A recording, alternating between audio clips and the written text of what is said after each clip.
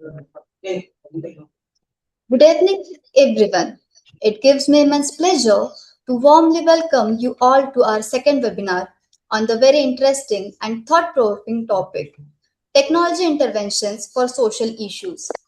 A very warm welcome to our distinguished speaker, Dr. Arun Dixit, Head of Design Innovation Center, Vigyan Ashram, Pabal, Pune, and to all the participants who have joined us today. We are delighted to have all of you with us for this 1 hour interactive session. Before we begin, I would request all the participants to kindly keep their microphones on mute during the session. We will have a dedicated opportunity towards the end of the towards the end for participant interaction and questions. Once again, a very warm welcome to everyone. When we think about technology, we often think about the latest gadgets, AI, robotics, or smart systems. But the real question is, can technology actually make a difference in the problems we see around us? That is exactly what we are going to explore in today's webinar. That is, technology interventions for social issues. And since innovation is all about turning ideas into real solutions, this takes us naturally to the IIT-KKWIEER Expo. So let us take a quick look at what the Expo is all about. And when we talk about turning ideas into reality, one platform that truly celebrates its spirit is IET-KKWIEER Expo. IIT-KKWIEER Expo is an event with a legacy of 23 years to promote innovation and creativity. It is a national level working model contest and exhibition where students across India present and exhibit their innovative projects. These are then evaluated by industry experts and prizes are awarded. These 2 days are like a technology Mahakumbh happening in Nashik every year. Recently, we started with the webinar series for IET-KKWIEER Expo, and we are delighted to present our second webinar today. And that's exactly what connects the Expo with today's webinar. Because every great innovation begins with a problem, an idea, and courage to build a solution. So, with this spirit of innovation, let us now meet the person who will take us deeper into today's topic, Dr. Arun Dixit. And now it is my pleasure to introduce our distinguished speaker, Dr. Arun Dixit sir. Dr. Dixit is associated with Vigyan Ashram, Pabal, where he works in areas such as energy management, agriculture, waste management, and sustainable development. He holds a PhD from ICT Mumbai and brings over 2 decades of experience in research, development, and innovation, having worked with organizations such as GE, Merck, and SI Group. With his strong blend of scientific knowledge, industry experience, and focus on socially relevant innovation, he brings a valuable perspective for today's discussion. A very warm welcome to you, Dr. Dixit sir. Sir, we have given a brief introduction about you to our audience, but we would also be happy to hear from you directly. Sir, could you please introduce yourself and tell us a little about your journey and experience? My journey and experience. Okay, there are few things like this was a bit of an unexpected question, but it's good to have unexpected questions. Way back, I started. Uh, I was at Nashik, and then I did my BSc and MSc at HPT College, Nashik, and then before when I finished my BSc, I had an idea of working with industry, and I had that idea since my childhood that I wanted to work in industry and I don't want to get into academics and administrative services at all. So that was one of the reasons. At some stage, I was fascinated with the idea of having Gurukul type of a system, and I will be part of that Gurukul system, and we will build that. That was again when I was quite a young, before I even touched 18 and 19. A group of us were discussing that. Somehow at that age, things did not work, and then late. Then I decided to go ahead with a MSc and then the PhD, because research is an area which was like not, people are not giving enough importance to that, or there are people are not looking that as a career. That what my feeling was. And when I was in my 12th in 1982, the engineering, and even now, the engineering and medical are supposed to be the career paths. and research itself was never looked as a career path, and I think we are paying for that. So I decided to work in the research area, which I did, and I did industrial research. At some stage, I realized that the gap between those who have and those who do not have is increasing. So those who are rich are becoming richer faster, and those who are not that rich are becoming rich, but the incremental change is happening, and hence the gap between have and do not have is increasing. And at that stage, I felt that we should contribute something to those who do not have. So that I always say that bottom of the pyramid. So there the idea started getting a different shape, and then I was working for G in those days, and I decided to move from Bangalore to Maharashtra. I seek a job in Mumbai, and then eventually I was looking for an organization with which I can get associated with, which happened to be Vigyan Ashram. And since 2007, 2006, I shifted to Maharashtra, Mumbai, and then 2007 I got associated with Vigyan Ashram. And since then, I am associated with Vigyan Ashram. 2016, I formally joined Vigyan Ashram, and continuing from them. What I want to tell you little more is last 10 years, 2016 to 2026 now. So it's 10 years. My learning curve remain very steep, and the slope of the curve is very, very steep. It is steeper than when I was doing in PhD, and it remains steeper when I was working for G or any other organization for that matter. Vigyan Ashram gave me that unique opportunity, though we have much lower resources available here. And maybe during our question and answers, we will hit upon the subject. But if that doesn't happen, then I will explain it towards the end of it, because probably we will cover it through the discussions. So I'm holding that topic little. Go ahead. So that is something about me. I'm married. I have a son and daughter. My wife and my family stays in Pune. I am mostly staying at Vigyan Ashram campus. Uh,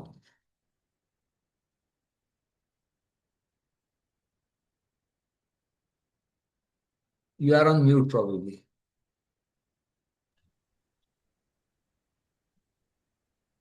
Sir, rather than looking at technology Uh, in isolation, we would like today's conversation to follow the journey that a student or young innovator might actually experience. From identifying a problem to understanding it and validating it, choose the right technology, and finally, developing a solution that can create a real impact. So, with your permission, let us begin our discussion. sure.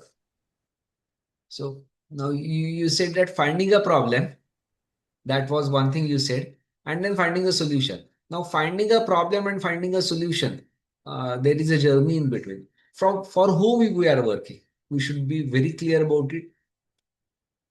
What is the target for which we are working? And when we talk about typically social problems, then I always say that let's look at the pyramid of the society. Let's not look at the elite society.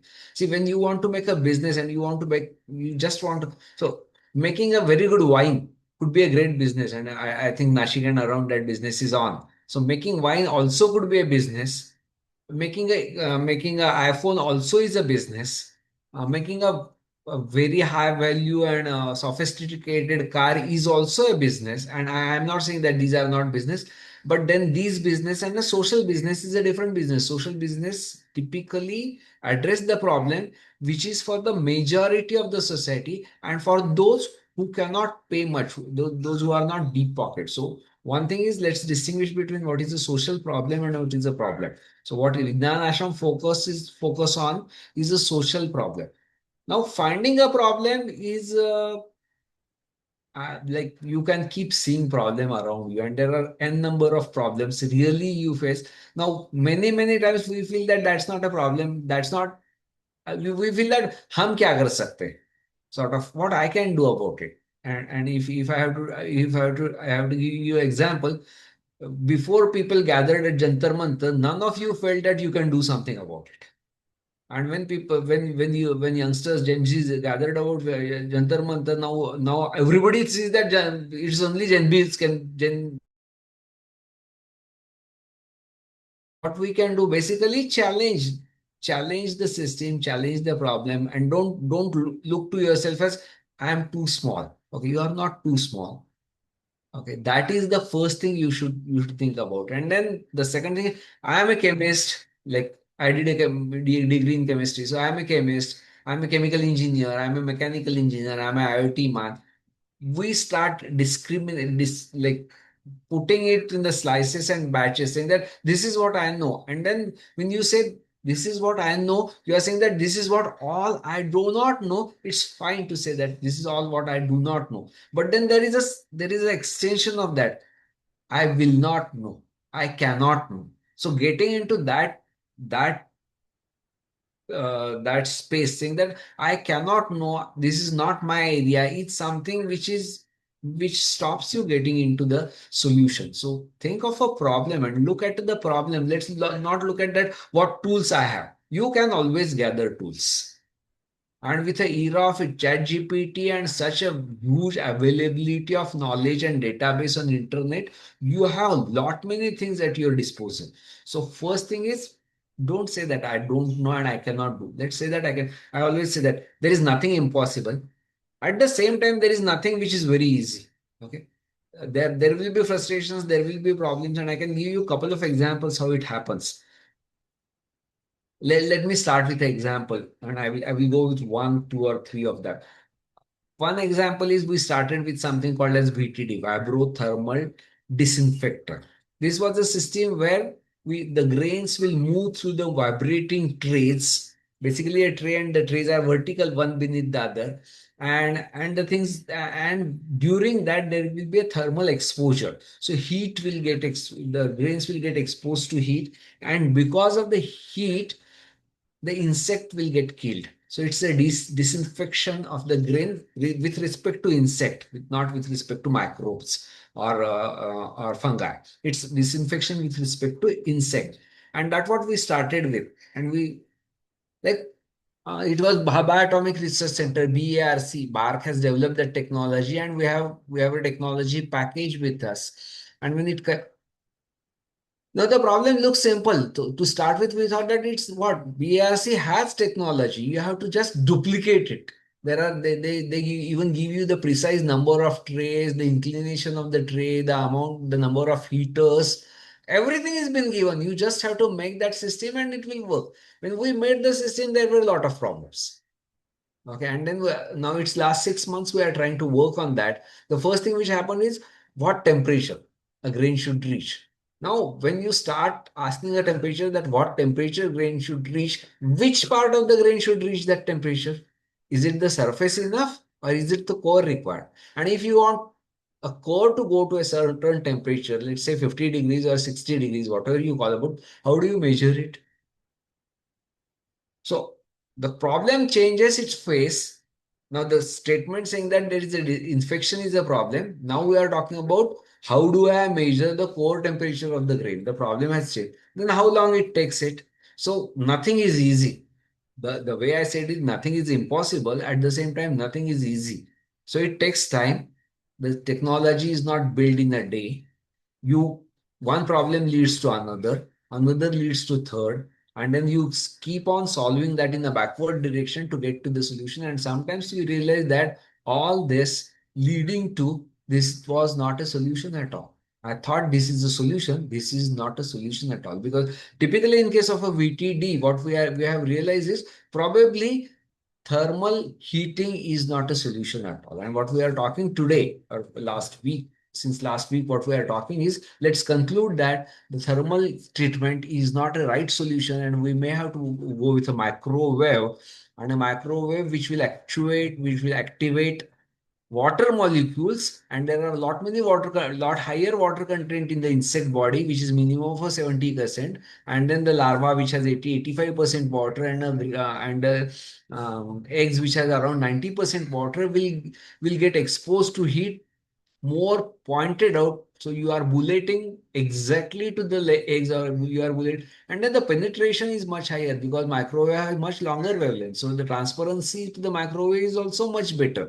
So everything might change within a couple of days. But so it might happen that you started with a solution that is no more a solution. You came to a very different solution, and that could happen. I don't know microwave is the solution or not, but we are at least this moment I'm saying that microwave is the solution.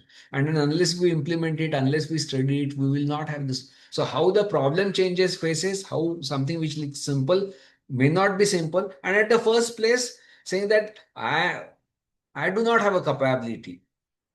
That low confidence doesn't give you a chance to operate on this. So first thing is like take a bull by its horn, and then you can work on the problem. That's what I would say very strong. I don't know. Have I am I answering your question or is it going too vague? I don't know that. But if you elaborate little bit or pinpoint the question little further detail, then we can talk little more. Thank you so much, sir. This is a very interesting starting point. So, is every problem a good problem to solve? And how do we decide which problem deserves our attention? Now, is every problem good problem to solve? If it is just as a learning tool, let's look at it as playing a chess is a good problem, and that gives lot of training to your brain. So playing a chess is a good problem. It's a good problem as long as you are thinking only for the training. Now, if you are thinking of the society, and if the way we are talking about the pyramid of the society, then every problem is not good problem. Okay. Again I will go back to making good wine is a good problem. Okay. Making a hatchback car is also a good problem. Or making a very sophisticated instruments which will serve the top of the society. Like we say that the 100 families hold 60% of our wealth in India. So are we targeting those 60%, 100 families, or are we targeting the bottom of the pyramid? So what do you target and how do you target that? So a simple thing like designing or giving it, if you are talking about IoT and if you are talking about that tech application, reading food label needs lot of study. Basically they are printed in very small lines. Okay, so you don't pay attention to that. So developing an app which will tell you what that means. Okay, quickly. Okay, that is something which can solve problem. Then you can make a very quick decision what to buy and what not to buy. Do I buy a sauce from this company or do I buy a sauce from the other company? Do I buy jam or do I buy a low sugar jam or do I buy preservative free jam? Now this is a question to me, and how do you solve these type of questions? So developing an app which can do that is a problem which we are trying to solve, and that's for the masses. That is not for the elite class. So how do you select the problem? The problem which now again, when I say this is a problem, okay, even that class has a problem saying that my phone battery doesn't work well or my camera is not enough powerful and I want to take a couple of photographs of selfies of myself. So that also could be a problem. But this problem is more relevant because the rate at which we are facing lifestyle diseases are very very severe, and the way the labels are written are very very confusing, and they have been written in a confusing way. Okay, so getting to that could be a solution or could be a problem to solve itself. Okay, so the problem, which problem to solve, which affects masses, which affects the bottom of the pyramid, and which in general has a long term effect. So the simple thing like do I use why making a choice between the electrical vehicle and a petrol vehicle? People get confused about that. How do I make a choice? Do I buy electrical scooter or do I buy petrol driven motorcycle?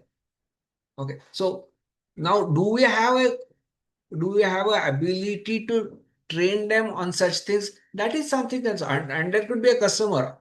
Typically, if that is solving the problem for the electric vehicle market and boosting the electrical vehicle market, then those people will definitely look for such things. Okay, so there could be a way to do that. Saying that if I have a mileage of so and so, people talk very vague about it. That नहीं नहीं वो इतना ही चलता है. How much mileage it gives, and there are very confusing answers saying that on one charge how many kilometers this will go. Okay, and there are very simple thing what you are looking for. That like one of my student purchased a motorbike, and he said that no sir, basically I want a motorbike because sometimes I want to go for a long tour. Now sometimes I want to go for a long tour, great. Sometimes to go for a long tour, are there bikes available in market on rent?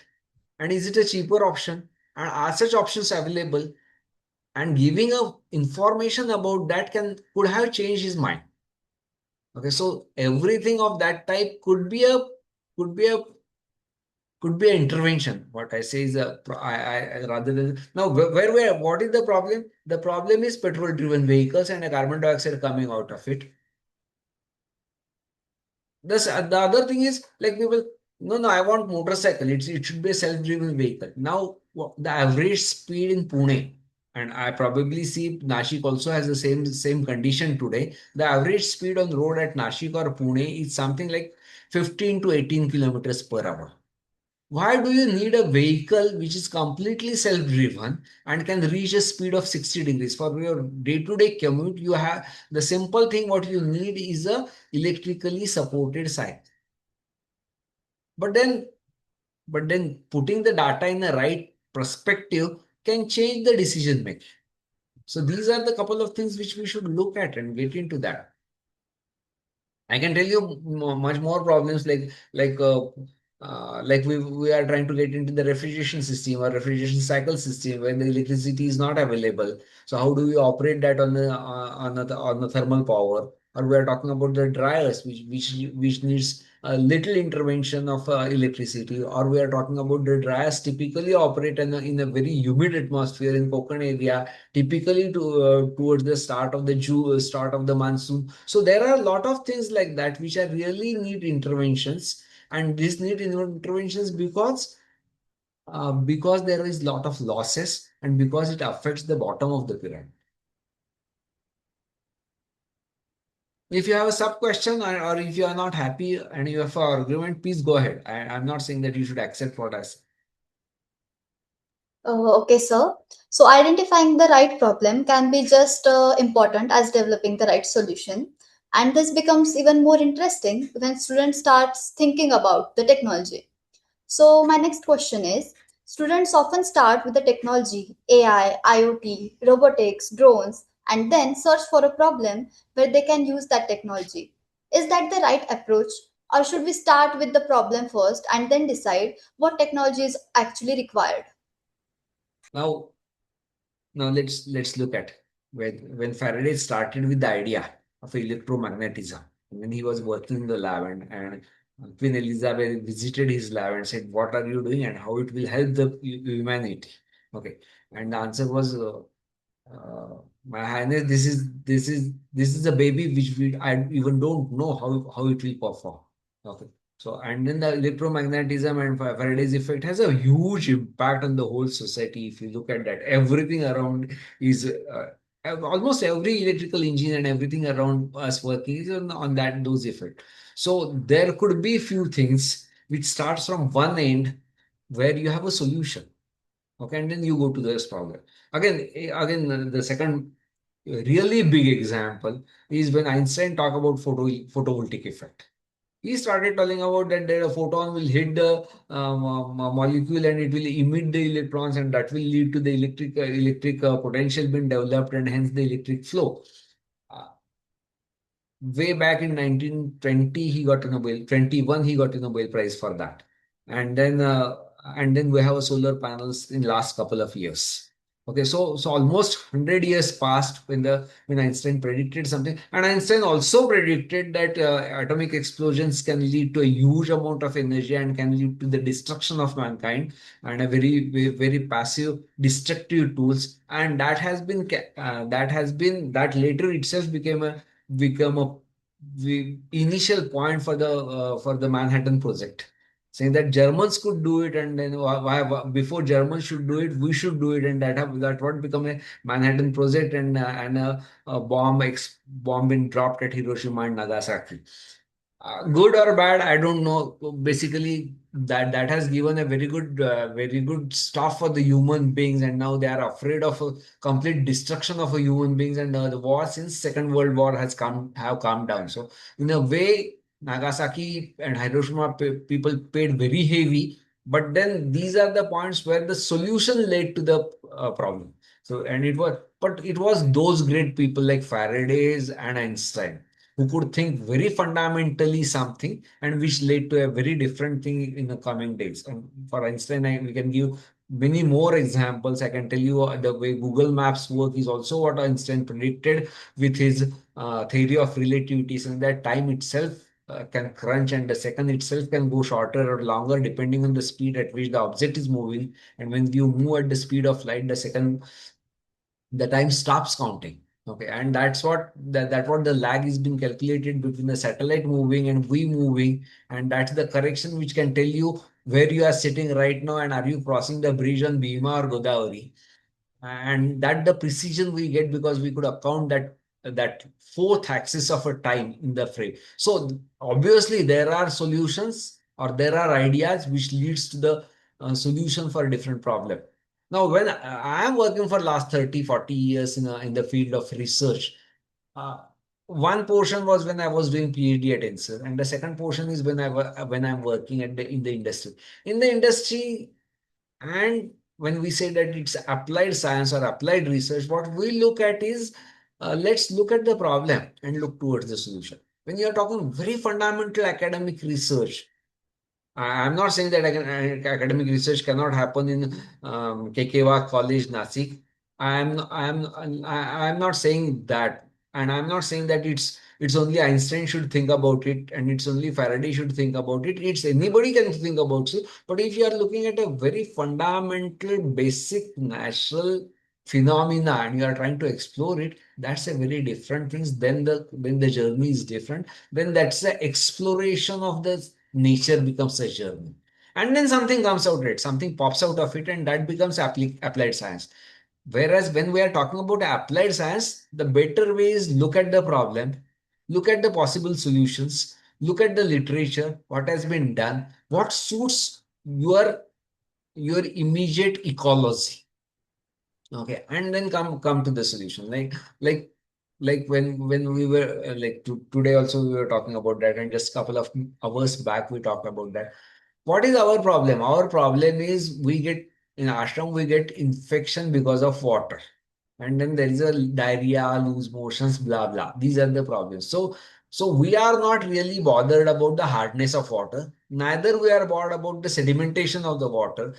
What we are really bothered is about the microbial infection. And how do you kill the microbial infection? A very simple thing: give a UV exposure. And then why the conventional UV filter or aquaguards are not working at our place? Because it's a very complex system and we are not able to clean it, because there are deposits which happens on that quartz tube, and that quartz tube become opaque within couple of months, and there where the problem hits us. So we had a flexible UV tube. There was one, and now we have a very easily removable LED, UV LED, and then the solution. Now this is a very different lookout. This is an applied lookout. There is something ready, and I am applying it to my problem. So it's just marrying couple of known facts with each other to solve our problem. So for typically when you are trying to look at the applied part of it, I very strongly feel that we should look at the problem and go back to the solution. When you are doing something very fundamental thing, we are trying to explore science, how it works and understand it. And that's a great thing to do, because that has taken the humankind to a very different levels. And I'm not saying that one should not be aiming at that, and one should not feel low saying that I cannot do it. I think anybody can do it. Uh, but these are two different lookouts. So I'm not saying that A is good or B is good, but mostly B, starting with the problem and going to the solution, is a good way to approach. Okay, thank you so much, sir. So basically, once we start with the problem, we also need to make sure that it is a problem that people are genuinely experiencing. So, how should students validate whether the problem they have identified is actually faced by the people? Should they talk to users and understand their experiences before building a model or prototype? They should talk to user. Definitely, they should talk to user, but that's a very short answer. Okay, they should talk to user. They like there are a couple of things. Okay, when if I ask a lady carries water from kitchen to DIC room, which is a floor apart. Okay, exactly. and then she has to walk another 20 meters so that she gets to the staircases, and then carries 20 liters of water. And if you ask her, is that a problem? She says, "नहीं, मेरा तो काम ही है. This is my job and I get paid for that." So for her, it is not a problem. For her, that gives her a job. Okay. When I look at it, it's a problem. Okay. So now, now, now talking to her may not solve the problem because she does not feel that it's a problem. And at the first place, she doesn't feel. So many times people get habituated with what they are doing. Now, when you look from a different frame of a reference, then you feel that's a problem. Okay. So that is something which so you should experience it. That's the same thing. I went to Narmada in Khargon district, and people were fetching water from that Narmada river, and I could see that the water is turbid and must have a lot of infection. So I asked him, "Is there a problem drinking this water?" नहीं, अच्छा तो पानी है, हम तो पीते हैं, कुछ तकलीफ नहीं है. No, untreated water which has not been treated for anything. They are just they put their bucket inside that, get that water and start using it. They don't see a problem. Now there is a problem. There is a fundamental problem there. They are not. So just talking to people may not solve the problem. Many times they assume that there is no solution exists there, and that's the reason they say that हाँ ये problem है ही नहीं. क्या करेंगे, तो 10,000 रुपए का Kent का फिल्टर थोड़ी लेके आ सकते हैं हमारे लिए. Now, if you say that I have a small system which is just 1,000 rupees and which can give water for your whole 10 houses, then they'll say, हाँ 100 रुपए हर किसी को देने का है, हाँ दे देते हैं चलो. So the problem, so just talking doesn't solve the problem. That is one thing. Just talking doesn't solve the problem in other way also. If you start bidding, which on the problem which Shreyas is working on. Shreyas is from Nashik, and he is working on DVDing problem. Now, is DVDing a problem? Yes, it is a problem. And then people come with a very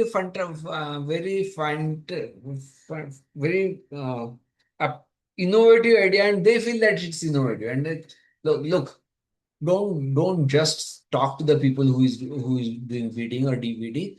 Sit down, एक बार खेत में जाओ, वहां dividing करो, and then don't do it for half an hour और 15 minutes. Do it like they do it for 3 hours, and then experience which muscle pains. Is it the back muscle pain, or is it the calf muscle pain, or is it the thighs muscle which are paining? Is it the real problem is cutting tool, or real problem is your posture around it? Okay, understand that, and then you will realize. So that what we call is the empathy. Empathy is not something which you talk about. Talking is a very superficial thing. Okay, it can lead to both extreme ends. Okay, experience it yourself and look at from your frame of reference, and also look at from others' frame of reference. And the frame of reference is very important because you get into the bias. And we have done a very interesting experience. When I run this FDP, or when we run the classes around the teachers training programs, we have a 30 or 40 minutes activity where we give 4 chits saying that where India stands, and then we on the sheet we write that we say that you want to there's 75 years of independence, and you want to talk about this as a topic. And then we write them something about Pakistan, saying that Pakistan, and we got independence almost with a gap of 1 day, and where Pakistan stands, and we don't write anything about India. Then we give them the similar sheet saying that to the second group, saying that 1970 China started opening its market, and where China stands. Then we give them a third sheet which saying that Japan was bombarded with the atom bomb in 1945, and where Japan stands. All three have a very different perspective when they talk about Indian development in 75 years. Somebody will say that we have done a great job. Somebody will say that we have done a very pathetic bad, because Japan is at a very different level. And somebody said that it's only the democracy which has killed us. We should have the dictatorship the way China has. So the bias is something which is another thing. So what you should learn is keeping your biases away. So do talk to people, but keep your bias away. Wear their shoes. And then you should also understand that, okay, he is saying that I don't have a problem, but how many times he has to go for how many times he has to go for his stomach upset, and how many working days he lose or she lose because of that. Do the calculation of that type. So it's not only talking, it's the empathy in general we should get into before we say that this is the problem I want to solve or I want to attack. And then the problem can have a different sub definitions, and then we also has to define that which portion of the problem I am going to solve. That what we call is define problem. Okay, get the problem, and many times when we start with the problem, it could be a very big problem and it covers many sub problems. Then your project can be a very one part of it, and I will work only on that project. So be a very clear definition of what you want to do. So thank you so much for explaining it with real life examples. The next question is, can a low cost 50 rupees solution sometimes be more impactful than a sophisticated 50,000 rupees solution? The cost of the solution is again look, make the system complicated so that it will look hi-fi, and make it very attractive so that, like, the water you are the water you are purchasing as a Bisleri water cost how much? 10 paise, 15 paise, 20 paise. What is the cost of treatment? You have a RO membrane, you have a RO filter, and you have a plastic bottle. The maximum cost could be 50 paise, 70 paise. And then there is all lot of marketing goes around it, lot of transportation goes around it, lot of packing goes around it, and I see this type of a packing typically in case of a food product. Unnecessary packing, really. There could be necessary packing. I am not saying that all the packings are unnecessary, but there are a lot unnecessary packings being done, and that increases the cost. So 50,000 rupees solution many times is because there is a big marketing cost involved in that. Now, it could be very simple that you can have a treatment plant situated at a very at every 200 meters or 500 meters of a distance at a public places, and you can have ample water available. It will solve the drinking water problems or a Bisleri. But then the way we look at it is very different. Now, the other example which I will give you is we have an express highway running between Mumbai and Pune. And now we have a very good highway running between Nashik and Mumbai, and also Pune and Nashik. All three are connected with a broad. Now, obviously, what we were trying to do, there would have been additional line, a railway line between Pune and Mumbai. Okay. The cost of construction would have gone lower. The cost of transportation and the joules per kg of a transportation would also have gone down. We would have used electricity instead of using oil. So our cost of the foreign exchange would have been saved. Lot many things would have been done, but we went for a very fancy solution of a express time. And then it has been made 10 lanes now, and then we have a connecting link or a missing link, and definitely the time came down. I traveled on the missing that connecting link a couple of weeks back, and yes, the travel time from central Bombay to Pune has cut down definitely more than an hour or one and a half. I am not saying that the things have gone bad, but I say there was much better and much cost effective solution, both with respect to the consumption of a fuel, with respect to foreign exchange. But then that has not been implemented. And many times I feel that that is not been implemented because there is a lobbying which happens. The lobby which produces trucks. This automobile lobby wants roads to be constructed, and they are making the decisions. It's not the pyramid of this. So it's the top of the pyramid taking decision for their benefits. It's not the decision taken by for the. So 50,000 rupees of a solution or 500 rupees of a solution. Look at the effectiveness.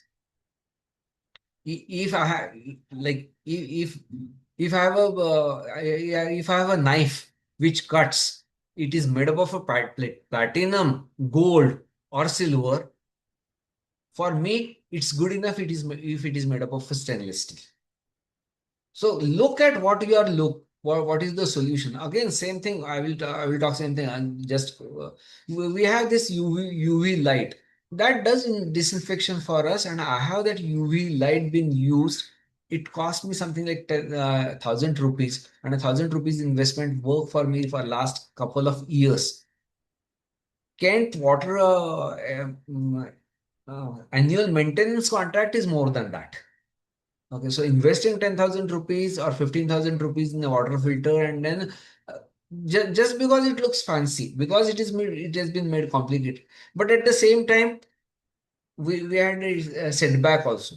There was a tube which we purchased, and the tube was not producing UV light at all, and then we have infected water, and then we were drinking infected water for a couple of times. So there was a requirement, and then Shreyas went to the market, and he talked to the Kent people, and they have their UV light which is much different than the UV light which we purchase, and then there is a authenticity associated with that. So again, authenticity is required. The third thing comes is there is copyright, and somebody has put money for research.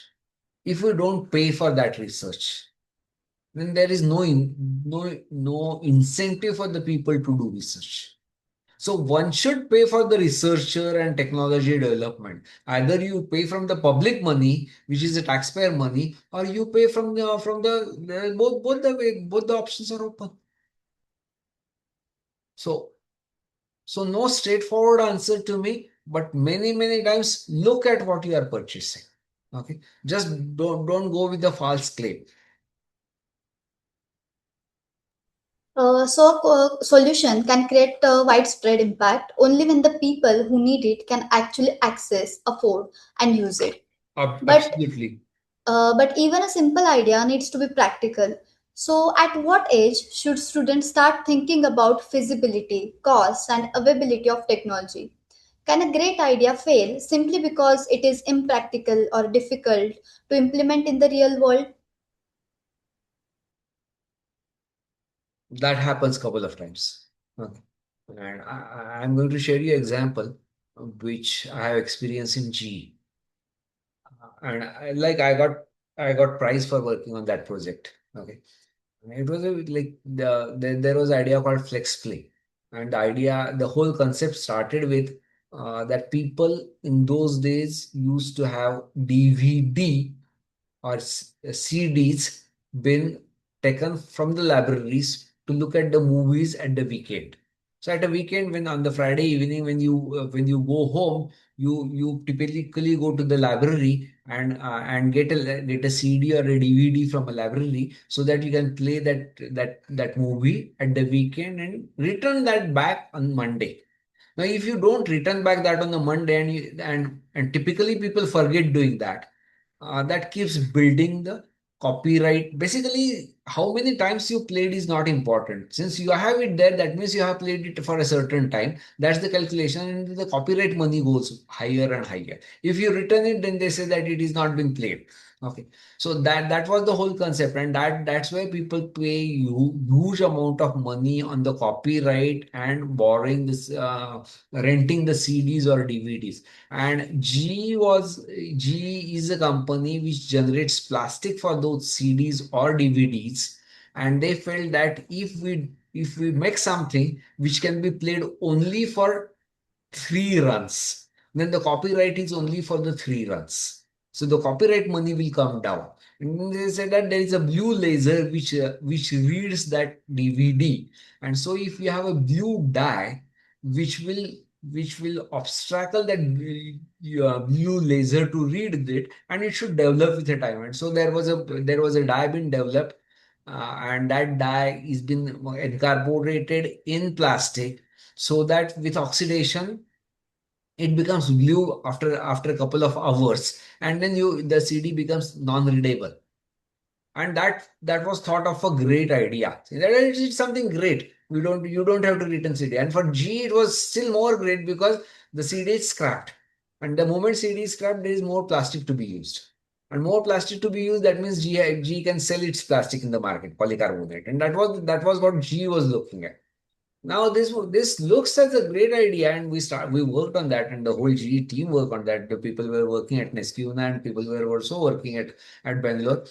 Somebody in between developed a very simple idea that every apartment which has lot of the CDs where they take it, they put a small box there, a drop box, saying that you drop your CD in this box. In the evening, the man will come and collect those CD and will say that you have written the CD on a particular day. The whole idea हाँ, failed. So a चलो very भी sir number innovative solution or very चलो techno-driven solution हाँ failed simply because there was a very simple idea to operate. So it has to be practical. And you have to look at what are the options available to that. Okay. Saying that the second thing which I can tell you that what is the place name? Which Mahesh was talking about. It's not Savarkari. Nearby Sakand, 75 lakh rupees have been invested. 85 lakh rupees or 85 lakh rupees have been invested to make a biogas plant. And the funding came from central government. And the biogas plant was basically built, it started functioning, and within 15 days it stopped functioning. And why the plant stopped functioning? Is because they can produce biogas. The biogas can further produce electricity with internal combustion engines or whatever it may be. Now the electricity was supposed to be exported to MACB. So there was a concept that MACB will buy that electricity, and hence we are converting garbage to energy. And that's where the whole idea was. And 85 lakh rupees have been invested, and it has been really invested. And the plant, Mahesh told me that I can send you the photograph of the plant and a plug which says that we have the 85 rupees, 85 lakh rupees have been spent by the central government on this project and so on and so forth. And it's just a few kilometers away from Sakar. So we are not talking about backward areas of Bihar or Adivasi area. We are talking about Sakand Industrial Estate off Pune Nasik Road, 12 or 15 kilometers off Pune Nasik Road, and all so-called learned people sitting in the area. Why it is not functional? Because it generates electricity. Now, if the phase doesn't match, if the electricity phase, which is 50 hertz, if the phase doesn't match, if it goes out of phase, then you cannot import that electricity. And when you have an inverter, when you have this photovoltaic generator, your inverter all the time sense that where is the phase from MSCB and adds to that phase. So it is co-aligned with the phase. If it is not aligned with the phase, then there could be a destructive interference, and a destructive interference can lead to accident. So MACB flatly refused to buy electricity from a generator, and the whole project is almost scrapped after investing 85 lakh rupees in that. So a practical, is it a great idea? It's a great idea that we can generate electricity. Why it is not practical? It is not practical simply because you have not looked at how you are going to use that electricity. As simple as that. And you never had a buying from MSCB. So idea can fail miserably, simply miserably. And I gave you two examples, one from the very high level corporate and one from another from the government of India itself. And both are real life examples. It does. Uh, so innovation is not only about having a great idea, it is also about understanding whether that idea can work outside the classroom or laboratory and can create the real impact. Absolutely that. Now, I tell you how Vigyan Ashram has demonstrated its composting idea like that. In 2016, when I joined here, and we said that we can do composting, and then the aerobic composting is the best way so that you do not have pathogen, blah, blah, blah. That was the idea. Okay. And then we started with that idea. We said that we should have a rotating drum. So we started with a rotating drum. Once we have that rotating drum, we said that how much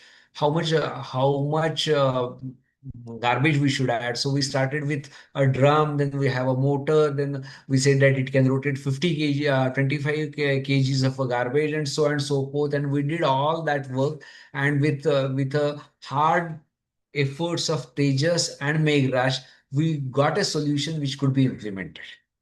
Then we walked to Saswad, and the reason we walked to Saswad because we have a person who could introduce us to Saswad Municipal Council, and we could talk to CEO, and then we told him that this is what we wanted to do, and he said that get a letter from your organization.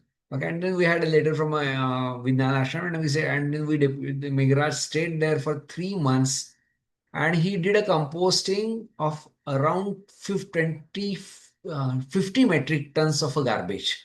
It was 800 kgs of a unit which they had. And I can tell you a little bit more about that story. 800 kgs of a drum rotating for 24 hours a day with a 6 HP motor and a heater which heats the drum at 75 degrees centigrade, absolutely no microbial growth, but a charring and a drying of the kitchen waste or a municipal waste was not composting at all. When we went with our idea, we said that we will rotate drum 5 minutes at a time, 4 times in a day, in 8 hours of a shift. So 20 minutes of a rotation in a day. So 6 kilowatt, 6 HP motor is operating only for 20 minutes instead of 24 hours. Heaters completely switched off.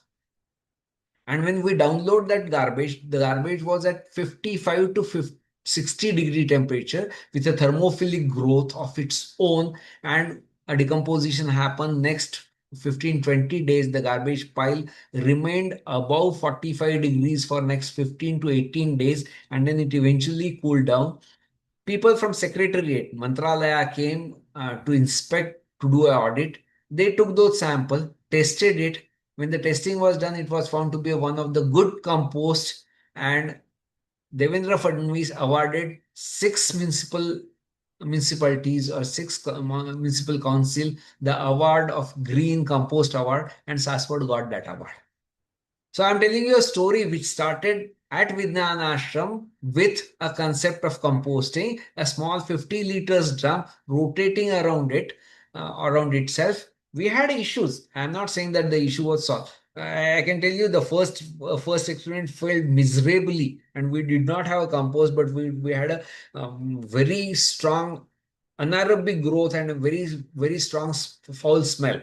We changed our ways of working, and at the end of it, we could get a system which was working. Meghraj stayed at Sasford demo and made 50 metric tons of waste within 3 months. Couple of days machine was not working. Couple of days was his off. So out of 90 days which he stayed at Sasford, 50 metric tons of the garbage was converted to compost. And in the first phase, when he was Fadnavis was chief minister in his first phase, it was the first amongst the few who got that compost out. Now also, when this Moshi things happened, and there are 22 gram panchayats in and around Chakan, which were dependent on the Moshi as a ground, and there is a big high level meeting happened at Akurdi.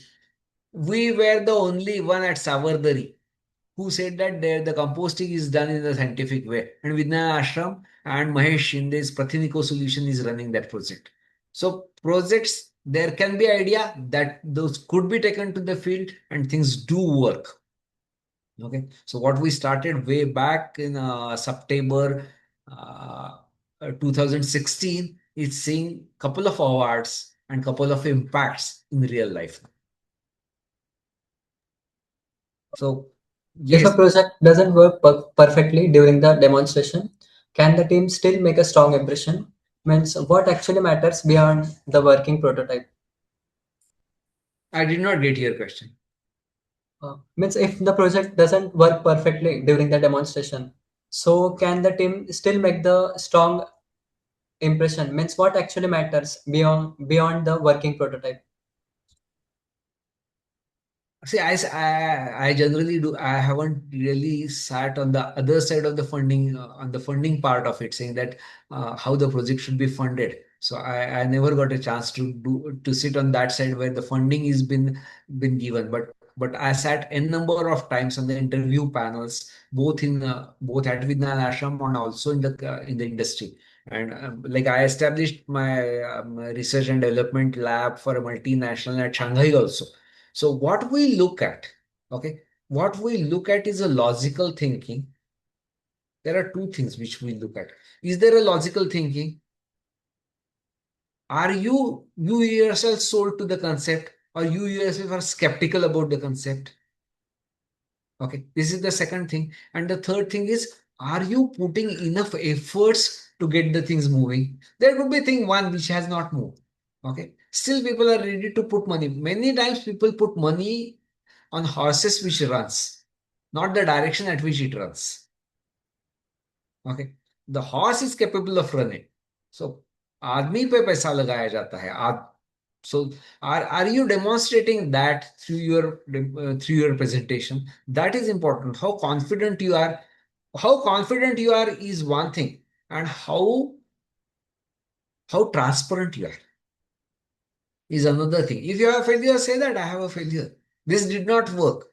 And we learn it at a later stage. The way I was telling you, probably at the end of the project with VTD, we are going to say that, look, last 6 months, what we learn is this concept is not working and probably very difficult to work. And we want to switch over from VTD to not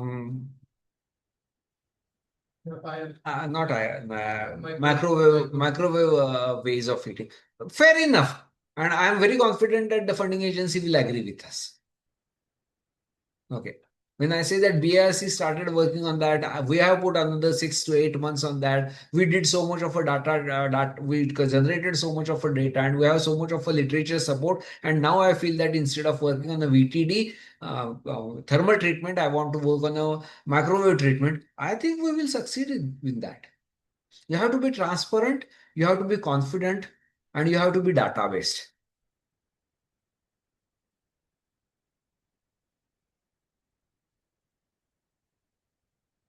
So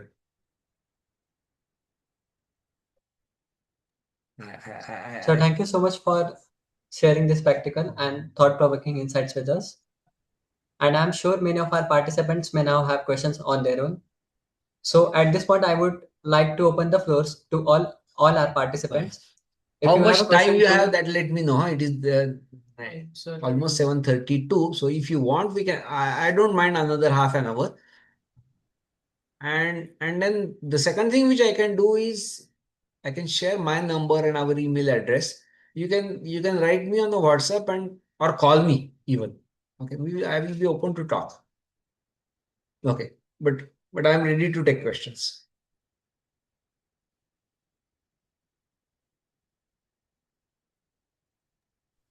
There is one question in chat box. Sarthak, can you read that? So we have a question in the chat box that from Shreyu Zadav, technology is often presented as a solution to social problems, but how can we ensure that technological interventions actually reach the people who need them the most? Again, rather, I feel that I have answered the question partially. Let me answer it in a little different way. Okay, we started working on the onion storage. Okay, now when we started working on the onion storage, we had some concepts. We went to this Kanda Lasun Kendra, which is nearby, which is a central government institute for at Rajguru Nagar, just 20. They were not ready to cooperate with us. Rather, when my student went, they don't even entertain him. He asked for a photographs and they denied even the photographs to be taken at that end. And then Dr. Bhushan visited us when he realized that Vigyan Ashram has developed some solution. That is one part of it. The second part of it that happened is we started talking to the end user, and we have at least 5 or 6 of our um, silos been installed at farmers' place to get the data. And then we are also talking with a person who is doing a trading of onions, and he just 10 kilometers away from us. And then we are giving him a different solution, and we are ready with the solution. The moment he will fetch the new onion, we'll install that solution also with him. So how do you go to people who are really looking for that solution? Implement it at their end. The way I told you, we went to Savadari, we went to Saswad, we went to I went to Sangamner. I myself have gone to at least half dozen of dumping grounds to find out. Nashik dumping ground I visited, okay, to find out that how the garbage management is done. So go to the site, go to the people. So that is again empathy. You cannot have just empathy and say that I have understood the problem. You have to have a co-development of the solution. So you and your stakeholder work together to develop a solution. No, so something which we are planning to do is another thing. Tulsi Mala machine. IIT Delhi has developed a Tulsi Mala machine for Mathura. When we got it here, the PhD student who worked on that, who is a mechanical engineer, joined Vigyan Ashram for a short duration. And then we said that can we implement it at Alandi or Pandharpur? Now we are taking that machine to him. He will use that machine. We'll sit with him, we'll have interaction with him, and then we'll know how it works. I don't know. Finding up. I don't know. You read questions because there are too many. Yes, our next question from the chat box is finding up to which level solution is required to solve a problem, like up to which extent? Finding which level of a solution is required to solve which problem. Like I always say, don't look for the ultimate solution. Okay. Now I was talking about DVD, and I'm continuously talking to Shreyas. Look, what is the most painful area? If the calf muscle is paining most, then work on calf muscle problem. Okay. If back muscle is paining the most, then work on the back muscle problem. Okay. If posture is not a real problem, then if the sharpness of the tool is taking a problem, then work on that. If the way you hold that tool is making a strain in your fingers, then work on that problem. Try to understand what is the problem. Don't try to say that I have a very relaxed solution. People start talking about very different things. Then no, we should have a laser, we should have a camera. The camera should detect which is the weed. The laser should go to the weed and eject it or burn it out completely. Can be a great solution. What is the cost? And are people ready to pay that cost? So, what is the solution? Probably the solution is just a right seating tool. That's what I feel. I might go wrong about that, but that's what we should think about it.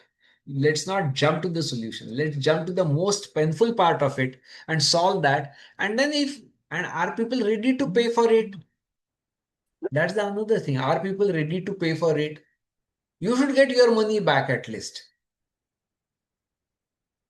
Okay. Thank you, sir. Other than government, okay, read it. Thank you, sir. Our next question is rather than government, can corporates or industry support the commercializations of validated prototypes? Share, if any, examples. There are good people, there are good corporates which want to work with you. Okay, we like again I will come to the Savardari situation. We started with composting. Composting doesn't happen to be a really good solution. Then we eventually went to biogas. Biogas found to be a better solution for the waste management problem than composting itself was. Then we further graduated ourselves to black soldier fly that we developed as a solution. We approached government. We got some funding from government.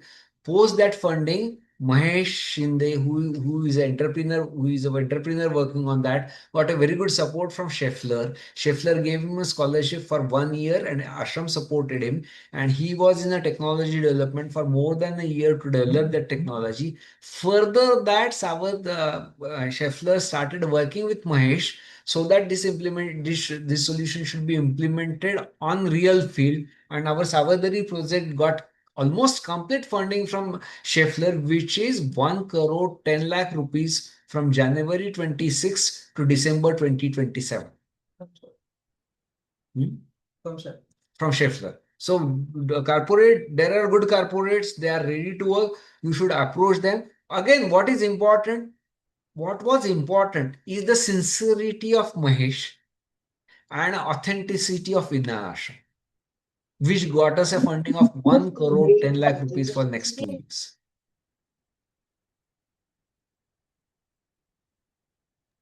Okay. So we are taking the last two questions in the chat box. So our question is, how can we make sure that new technologies reduce social media inequality instead of increasing the gap between different communities?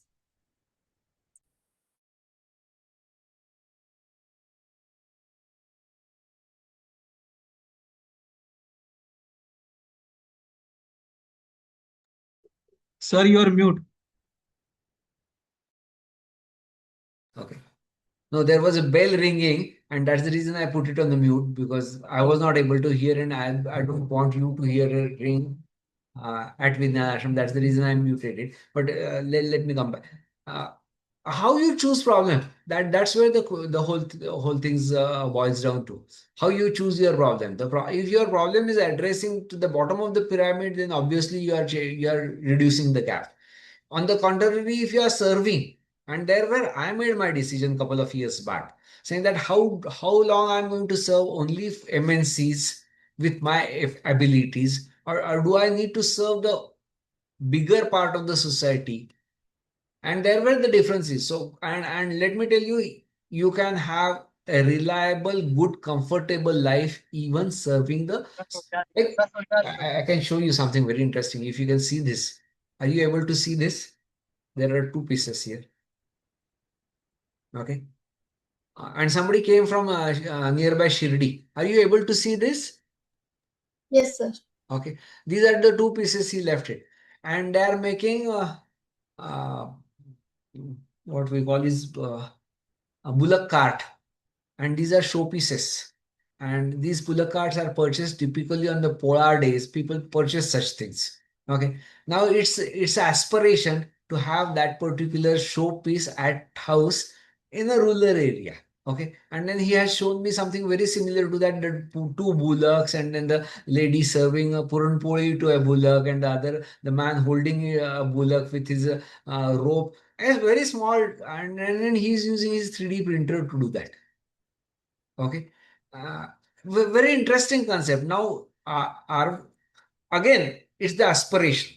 I'm not saying it's not, but it's the aspiration of a common man that he want to see a representation of his life in at his place. Same thing, these two things. And then he came with this, and he said that we want to have a automated lathe so that this part will be done in a proper way. Because when it is done with the hand, the grooves may not remain at the same depth, and then the tubular cart even doesn't look good. So there is an intervention which is needed. So they need a laser automated CNC machine. But this machine is different. We are talking about a startup which is operating at Shirdi, or nearby Shirdi. And then we are talking about aspiration of a very common man in that area. Okay, it's not a basic need, but still it's aspiration. So that reduces inequality. When you start when I work for a MNC like G, or when I work for a MNC like SI Group, and when I work for Vigyan Ashram, or when we look for something like this, there is a difference and there is a gap what we are doing. Okay. So technology can, and then again, don't go to too many hi-fi things. Like couple of days back when I was talking to somebody he says uh, uh, protein rich food, and I said, why don't you make puran and pack it in a bottle which are like jam bottles which get sealed, a very good protein source ready to eat for those who sit in a software stay in the software Hinzevadi and all that. So those people are looking for, and this is something very simple.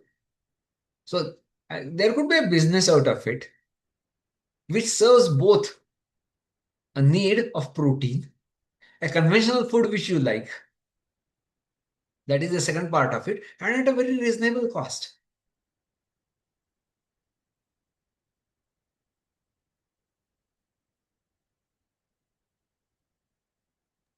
Thank you so much, sir.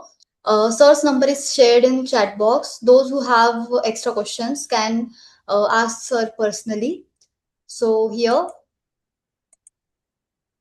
as we come to the end of the There was session, one question which is remaining. Can we also work on a leachate in the dumping ground? Yes, sir, I will read it. Can we also work on leachate in dumping ground? Any recent updated projects on it? Brother, Nasik Municipal Corporation has a project on the leachate, and they were using leachate in a biogas generation. So there is a project which has been implemented at Nashik dumping ground, and I have seen it uh, pre-corona dates. So there is a project and there is a solution, but this is a solution after creating a problem. Leachate should not be generated. You have anaerobic respiration, lot of methane is being generated. Now you say that leachate is a problem. The real bigger problem is the methane which has gone in the atmosphere. So work on the system where the leachate will not get generated and everything will happen aerobic. And if it is not aerobic, then do anaerobic composting in a biogas degradation plant so that you get the biogas and use it in the proper way. So leachate should not be we should not allow the leachate to generate. That's what I will say. But then there is a project at Nashik itself. That also I tell you.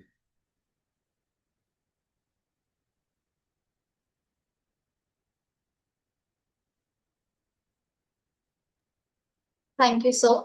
So, as we come to the end of today's session, we learned that innovation begins with identifying a problem and finding a meaningful solution. I sincerely thank Dr. Arun Dixit, sir, Head of Design Innovation Center, Vigyan Ashram, for sharing his valuable knowledge and insights with us. I also thank the organizers, IITKKY Expo team, and all the participants for making this webinar successful. With this, we conclude our second webinar on technology interventions for social issues. I hope today's session inspires everyone to observe problems, think differently, and create meaningful solutions. Thank you all. Have a wonderful evening and stay inspired. I'm really delighted. 130 people and there was a real interaction. Okay. I really liked it. Thank you.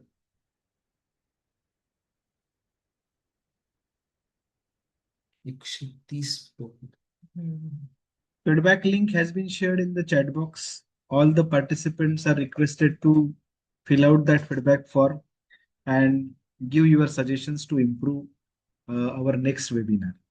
Absolutely. I would like to listen negative comments typically so that we can improve.